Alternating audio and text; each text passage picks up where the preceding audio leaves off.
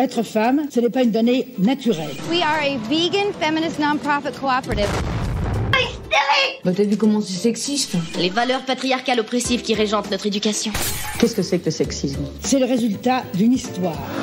On nous prend pour des imbéciles. Tout le monde a sa définition du féminisme. On peut plus rien dire. Qu'est-ce que ça veut dire? Salut, c'est Marine Pétroline, des Chroniques du sexisme ordinaire, le podcast qui débusque le sexisme dans les moindres recoins. Sexisme, féminisme, genre, virilité, transidentité, vous êtes perdus? Pas de panique, tout s'explique. Aujourd'hui, on se demande, c'est quoi le genre? D'après le Larousse, un genre est un ensemble de traits communs des êtres ou des choses qui les caractérisent et constituent un groupe. Le genre, c'est donc une histoire de catégories. Et ça, notre cerveau adore mettre automatiquement les choses et les gens dans des cases. C'est même indispensable pour vivre et survivre au quotidien. On aurait le temps de se faire bouffer par un lion si notre cerveau ne mettait pas tout de suite cette grosse boule de poils dans la case danger. Notre cerveau est shooté aux catégories. Certaines personnes passent même leur journée à classer des trucs, que ce soit de la musique, pop, rock, folk, rap, soul, ou des êtres vivants, animal, végétal, champignon. Champignon, ça peut être des deux côtés. Et pour les êtres humains alors? Imaginez que vous êtes dans un bus. Il y a une trentaine de personnes et je vous demande de les regrouper selon le critère que vous voulez. Vous allez peut-être vous baser sur la couleur de cheveux, brun, blond, châtain, roux, gris. Mais le blond vénitien, c'est avec les blonds ou les châtains? Et les personnes qui ont des mèches? Et les chauves? Vous opterez peut-être pour un critère qui vous semble plus évident. Les hommes d'un côté et les femmes de l'autre, en vous basant sur leur apparence physique, leurs vêtements. Ce n'est pas si simple. Par exemple, si le bus est en Indonésie, chez le peuple Bugis, qui distingue 5 genres, officiellement reconnus par l'État. Les peuples autochtones d'Amérique du Nord, eux, reconnaissent un 3e genre, appelé Two-Spirit, ni masculin, ni féminin. Et ces personnes sont très respectées. Mais la colonisation occidentale a souvent effacé ces conceptions et imposé une logique binaire. Les hommes, les femmes, et c'est tout. Et puis, ce qui est masculin ou féminin, ça varie avec les époques. Dans la culture occidentale, le bleu a longtemps été une couleur féminine. C'est la couleur de la Vierge Marie, une couleur froide, associée au calme et à la tempérance, des qualités attribuées aux femmes. À l'inverse, le rose a longtemps été une couleur masculine. Et puis, avant la Révolution française, les hommes aristocrates mettaient des perruques, se poudraient le nez et portaient des talons. Aujourd'hui, Louis XIV serait plutôt un candidat à Drag Race qu'un modèle de virilité.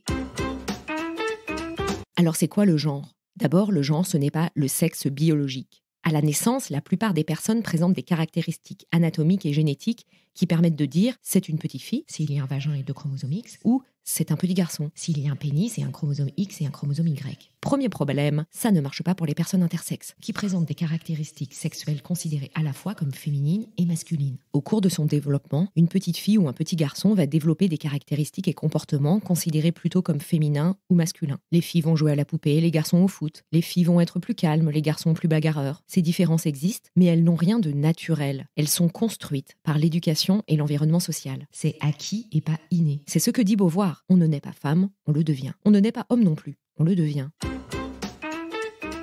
Chaque individu va alors exprimer son genre à travers des marqueurs qui lui permettent d'être identifié socialement. Ça passe par les vêtements, la coiffure, certains comportements et attitudes. Résultat, il y a autant d'expressions de genre que de personnes. Mais on fait quand même 2 grandes catégories, hommes et femmes. Et c'est là que ça pose problème. Certaines personnes ne trouvent pas leur place dans ce système binaire. Elles ne se sentent ni hommes, ni femmes, ou un peu les deux. Ou bien l'un alors qu'on les a assignés à l'autre à la naissance. Et comme la société impose de choisir son camp, ces personnes ne peuvent pas être elles-mêmes. C'est source de souffrance. Et si elles expriment leurs différences, elles s'exposent à des discriminations et violences. Car nos sociétés occidentales ont érigé la binarité de genre comme un pilier auquel il ne faut pas déroger. Notez que la justification biologique de cette binarité est assez récente. Avant l'apparition de la science moderne, on considérait que les appareils génitaux féminins et masculins correspondaient à un même modèle qui a connu des développements différents. Ça serait une même pâte à gâteau cuite à différentes températures. Notez aussi que la binarité est à la base du sexisme, qui considère que le masculin est naturellement différent du féminin. On a vu que c'est faux, c'est socialement construit. Et que le masculin, c'est mieux. C'est faux aussi. Parce que la binarité est un ciment de notre organisation sociale, des personnes considèrent que remettre en cause la binarité, c'est menacer la civilisation. Elles parlent de complot ou de théorie du genre. La théorie du genre, ça n'existe pas. Il n'y a que le genre et des études sur le genre. Pour résumer, le genre, c'est une catégorisation sociale et psychologique qui divise les êtres humains en plusieurs groupes. Chaque époque, chaque culture a son modèle en la matière. Et dans notre société occidentale actuelle, c'est binaire, masculin, féminin. Mais tout le monde ne se reconnaît pas dans ces 2 catégories, ce qui peut être source de discrimination et de violence. Et ça, ce n'est pas acceptable. Chaque personne devrait pouvoir être qui elle est et exprimer son genre comme elle l'entend, sans se faire emmerder.